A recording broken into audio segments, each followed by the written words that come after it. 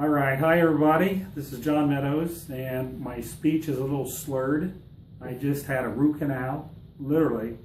I just got a root canal, and it's close to Dr. Serrano's office, so I called him. I said, hey, would you be in by chance? And he said, yeah, sure, I'm in. Come by and see me. So I got to thinking about a conversation we had years ago about just dental health and how it relates to heart disease, because there's definitely some correlations here.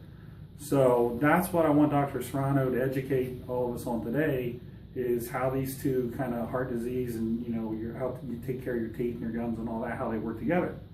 So this is kind of funny because actually we had that conversation 12 years ago. There was no research or nothing.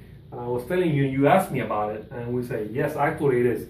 Then I didn't have the data, it was just an idea, a stupid idea, quote unquote. Now we know that it absolutely works. A study done this year, they took mice, heart disease, and they have mice with no heart disease. And they cleaned the teeth out of this mice that had heart disease, and they put on their teeth of this mice that had no heart disease. And what happened to those mice? They got heart disease. So, what that means is, what came first? The heart disease, and your teeth got rotten, or your rotten teeth got your heart disease? I think that's the answer. Actually, I believe that the bacteria in your mouth absolutely affects your heart. And let me explain why now, because I know I have some theories behind it. Now, there's no research on it yet, but I'm sure it's going to come out. When you take something sublingual, how fast does it get into your blood? Really fast. So think about it. Now we have bacteria here that accumulate, that have ways to get in. Where do they go? It goes into your heart. So here are bacteria. So we're basically having a chronic infection causing inflammation, not cholesterol, guys. No cholesterol. I want you guys to understand this. It's not the cholesterol. Can the cholesterol aggravate it? Maybe yes, because the white blood cells eat the cholesterol sometimes because they require, and they make this foam, okay, and causes inflammation. But the bacteria is the main reason why that happens. Now, John asked me a very important question today, is how do I protect myself against this? And I said, you know what, John, it's kind of funny that you asked me. I hate root canals. Why? Because I have one too, and I freaking hate, they hurt. And the biggest wusses for them, people that are dentists are criminals. Actually, they should be in jail, but that'll be another time. I want to give you a few things that you want to make sure you do. If you're going to go to a dentist and have a root canal, you absolutely necessarily require it. Absolutely no sugar. I don't want no carbs, no sugar, no carbohydrates.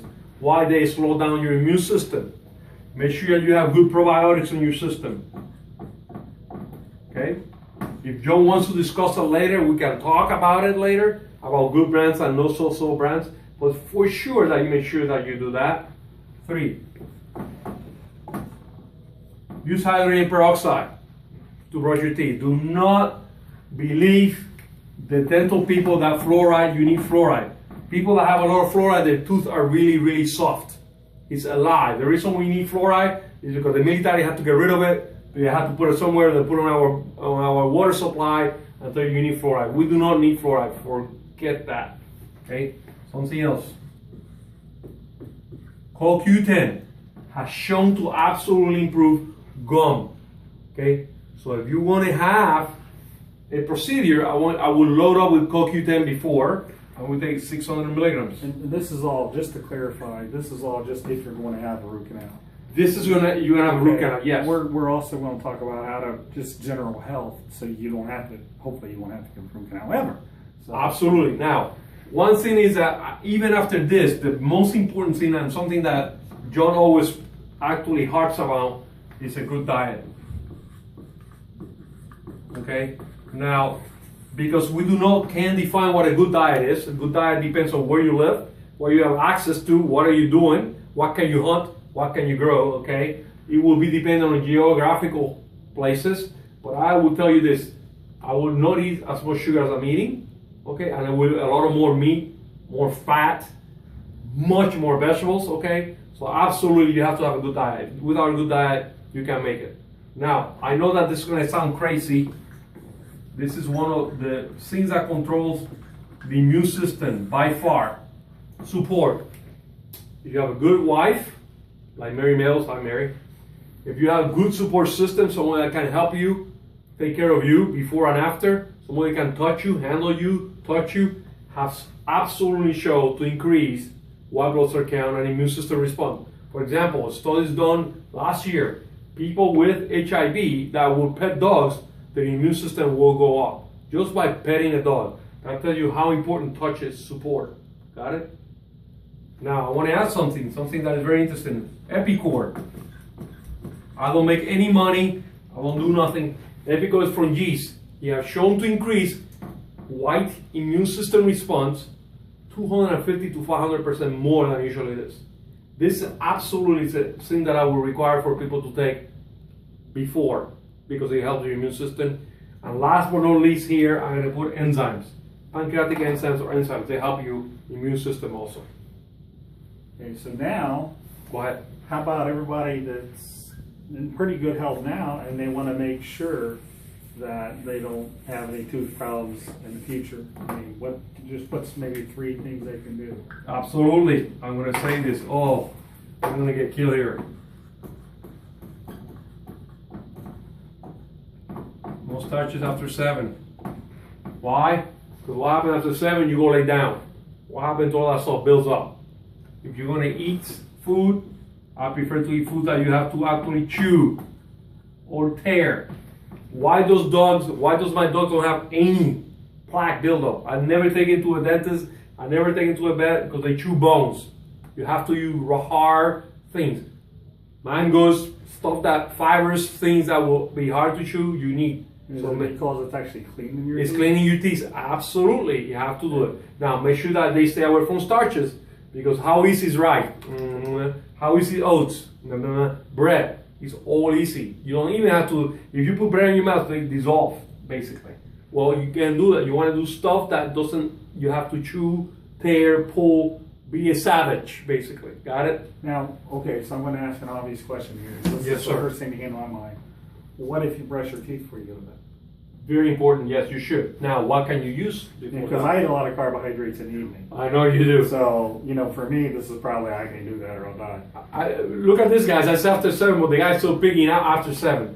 Actually, then that's when I use. If I'm going to brush my teeth, H2O2, $3, cheap as hell, lasts you forever. Or you can use, believe it or not, make H2O2 with coconut oil, make a paste, and you can brush your teeth with that and spit it out. Or you can use a toothpaste that has no fluoride on it, and there's many out there. Tom's is one. I mean, I think one of the best brands is called the Himalayan brand. And let me write that down. And I don't make any money. I'm just telling you guys. Himalayan brand. So, in the coconut, okay, you're making me think of the lauric fats. Is there something antimicrobial, antibacterial? Is that Absolutely. There's a company that makes it's called Lauric. Lauric, he's talking about Lauric. It's a type of oil in the coconut, okay? There's a company that makes these little pellets, and I forgot the name of the company. If you guys bother John enough or they ask enough, I'll go find it. Okay, and they make these micro pellets that actually you put on your teeth, or you make it in your mouth, and they're like little globules of things rubbing your teeth. It's very cool. It's a detergent basically, and what it does, it goes into between your teeth, and it's very, very cool how it works. Okay. Now there's only one company that does that, and actually the guy that invented this wrote a book called The Coconut Oil, and he's the one that developed these pellets, and it's pretty cool. And you're right, absolutely. Okay, so we've got a good diet. If you're going to eat starches in the evening, make sure we brush with Hydrogen peroxide, or make sure we get some coconut oil on. Chew our food. Those all seem pretty simple then. Water. No pop, no fruit sugars, water. Why? Because it will help you clean your teeth too. All right, there you go. Thank you.